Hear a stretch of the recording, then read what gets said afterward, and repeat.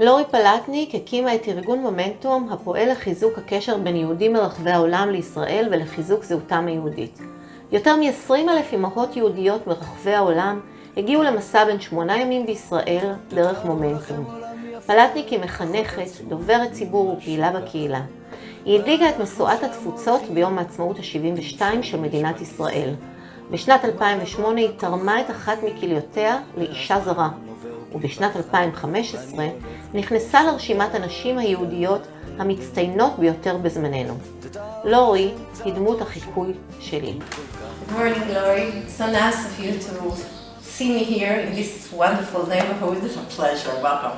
Thank you. I would like to hear what we were... So Momentum is mom and men. Okay. And what's in the middle? Me. Because it starts with you.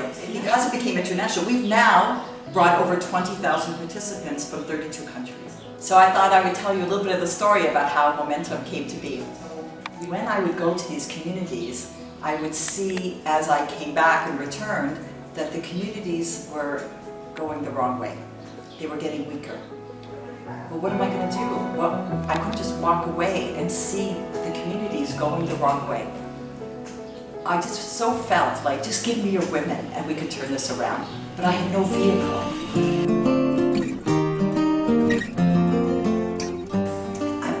We have really 4 goals of our experience of the Momentum journey. One is to connect to Jewish values, that there's wisdom to help you make good choices in life, and it's how to fulfill your own purpose. Number 2, engage with Israel. Israel used to be the only value that Jews, no matter what background, could rally around, and that's over. That's over. But that's because Jews don't leave Judaism because of what they know, it's because of what they don't know. And Jews don't turn their back on Israel because of what they know, it's because of what they don't know. So we bring them to Israel. And the 4th is what we just spoke about, which is achdut v'lo achidut, unity without uniformity. That to bring the Jewish people together, and that, again, to fulfill our mission in the world. We knew, because we were all mothers, we know that the 3 most important decisions a family will ever make are primarily in the hands of women. That will affect the family now and for generations. Where we live, where our kids go to school, and who we socialize with. So we imagined social change. Could we, based on our common values that are really are rooted in our Jewish heritage, could we create social change in the world? Because when the Jewish people stood at Har Sinai, we were charged with a mission. We have a mission statement. We have a job description. If you don't know what your job description is, how can you fulfill your job? So we are Or L'Goyim. We're supposed to be a light unto the nations. We're supposed to be a moral light to the people. If we were doing our job, all boats would rise. We wanted to change the world. First, we created a mission, vision, and purpose. And that really took the first 3 days to found this organization, the first 2.5 days. And the rest of the time we were there, for the next 24 hours, then we brainstormed on what vehicle could bring this to fruition. And 3 ideas rose to the top. This one idea, this birthright for mothers, the Taglit L'Himhot, that really took off like a rocket. It captured everybody's imagination. People are like, you're right, it's the mother. You influence the 20-year-old boy, you influence the 20-year-old boy, and that's good. I have 5 kids, I'm not against this. But he's a 17-year-old sister and a 14-year-old brother and parents. You get the mom, you get the family. It's just smarter, it's just faster, it's just more, you get more ROI, return on your investment, by investing in the influencer. What did you do when you had problems on your way? Can you give an example for this? Well, right from the beginning, we had a lot of naysayers. Number 1, who's going to raise the money? Number 2, it's the worst economy since the Great Depression. Number 3, people said to us, mothers are not going to leave their children, because we wanted to bring women whose children are at home, whose children are under the age of 18. They're not going to lose it. So everybody told us why it couldn't work. But we didn't listen. Goals are dreams with a deadline. It starts with the dream. A lot of people want to crush your dreams. A lot of it's because it's coming from their own space. Who really crushes our dreams the most? Ourselves. Like, oh, I'm not smart enough, I'm not outgoing enough, I'm not It's happened to you influenced too? enough. Of course, everybody has those voices in their head, you know, what will people say if we fail? But How did you overcome them? Those voices? those voices, well, first of all, being in a group, there's a power to doing things together. In the momentum in organization, what's the kind of mistake that you did, or in the beginning of the way that you learned from? You took it? So at the beginning, I naively thought that we're going to partner with all these organizations. We're going to give them this vehicle, and they're going to come and have this experience, these women, and then I'm going to give you back the women. Like you're going to recruit, you're going to staff, to do the follow-up, and you're going to build on that experience. Some did, some didn't. Then we realized, aha, we need to be in partnership with the follow-up. So that was one mistake, was to just rely upon the partners completely. We realized we had to be part of the process of the follow-up. You really changed this organization, working together, and how... We're always evolving. And I'll tell you, 2020, we had to reinvent like that because there were no road trips to Israel. So we created domestic retreats where we were able to bring Israel to them domestically by the beginning of 2021. But in 2020, we were able to, we don't call it a pivot, we call it a pirouette, that we were able to completely go online and provide podcasts and live webinars in order to give strength to these families that we knew were in crisis, because COVID offered opportunities. The family's now together, but now you're seeing things that maybe you need to make change. So we're here to give you those tools. Because we have this sisterhood, we're here together to get through this. There were many bumps along the road. So at the beginning, people gave money based on my reputation and as somebody who gets things done.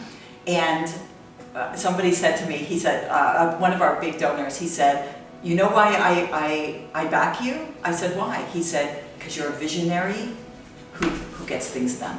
Wow. You're a visionary who gets things done. Like, get in touch with humility. Humility is a very important part of leadership, which is not something that every leader has. And I had to really be humble and realize I'm a very good leader, I believe, but I'm not a good manager.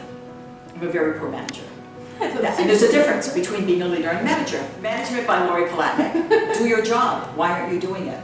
That's it, okay? That's all I know. I just don't understand why people just don't do their job. So it turns out that management is much more skilled and nuanced. So I know what I know, but there's a lot of things I don't know.